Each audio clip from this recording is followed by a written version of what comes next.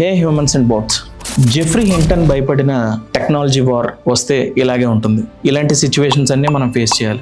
దేని మీదైనా మనం ఓవర్ డిపెండ్ అయితే ఖచ్చితంగా ఇలాంటి సిచ్యువేషన్స్ మనం ఫేస్ చేస్తాం. అది టెక్నాలజీ కావచ్చు, మనిషి కావచ్చు, వస్తువు కావచ్చు. ఆఫీస్కి రోజు మనం వెళ్ళే కారు కూడా ఎప్పుడైనా సడన్గా ఆగిపోతే ఆ రోజు మనకు అర్థం అవుతుంది, ఏంటి ఎట్లా వెళ్ళాలి ఆఫీస్కి, ఏం చెయ్యాలి. 5 నిమిషాలు మనం ప్రశాంతంగా ఆలోచిస్తే చాలా వేసి ఉంటాయి. బస్సులో వెళ్ళొచ్చు, ఫ్రెండ్ని డ్రాప్ చేయమనొచ్చు, క్యాబ్ బుక్ చేసుకోవచ్చు, ఎట్లన్నా వెళ్ళొచ్చు. బికాస్ మనకు ఒక చిన్న ప్యానిక్ సిచ్యువేషన్ వచ్చేస్తుంది. ఎందుకు? ఆ కార్ మీద మనం డిపెండ్ అయిపోయి ఉన్నాం. అంటే టెక్నాలజీ అన్ని ఈజీ చేసేసింది. 5 నిమిషాల్లో ఫుడ్ డెలివరీ చేస్తుంది, 10 నిమిషాల్లో గ్రాసరీస్ ఇచ్చేస్తుంది. ఏదైనా 5 మినిట్స్, 10 మినిట్స్, 2 మినిట్స్లో అయిపోతుంది. మనం వాటి మీద ఓవర్ డిపెండ్ అయిపోతున్నాం. టెక్నాలజీ మీద ఓవర్ డిపెండ్ అవడం వల్ల జెఫ్రీ హింటన్ జాబ్ మానేయాల్సి వచ్చింది. కృష్ణశాస్త్రి ఫ్యామిలీలు వదిలేయాల్సి వచ్చింది.